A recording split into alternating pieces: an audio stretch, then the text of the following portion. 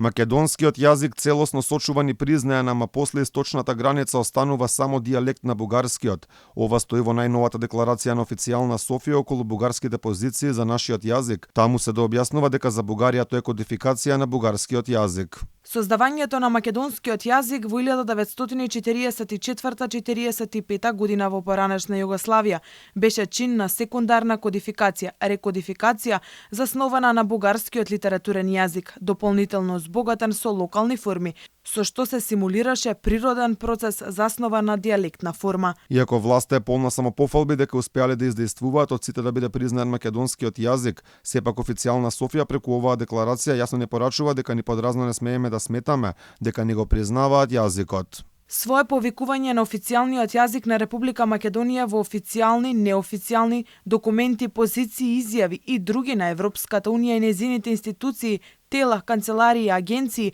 мора да се разбере строго во согласност со уставот на оваа земја и никако не се толкува како признавање од страна на Република Бугарија на македонскиот јазик. По Бугарија еднострана декларација за македонскиот јазик објави и нашето МНР, декларација во која се потврдува бугарската позиција дека македонскиот јазик бил кодифициран во 1945 година. Согласно со знанијата утврдени со акти, широко прифатени теории и емпириските истражувања на современата светска славистика и лингвистичка наука, македонскиот јазик има свој јазичен, просторен и временски континуитет. Овој континуитет се заснова на специфичниот развој на дијалектите, што се во негова основа и биле распространети на територијата на денешна Република Северна Македонија.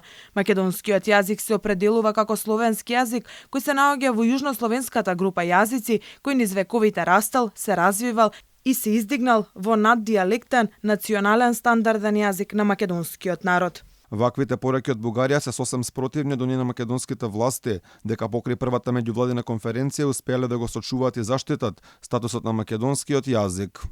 Поради оваа координирана и посветена работа, ние денес имаме преговарачка рамка во која македонскиот јазик и идентитет се заштитени, историските прашања се надвор од истата, а ние сме веќе на чекор од одржувањето на првата меѓувладина седница, која ќе го означи почетокот на преговори на Северна Македонија со Европската унија. И покрај ваквите пораки од Бугарија, шефот на европската дипломатија ни испрати еден вид пораки со утеха. Жозеп Борел вели дека на патот кон Европската унија немало да го загубиме својот идентитет.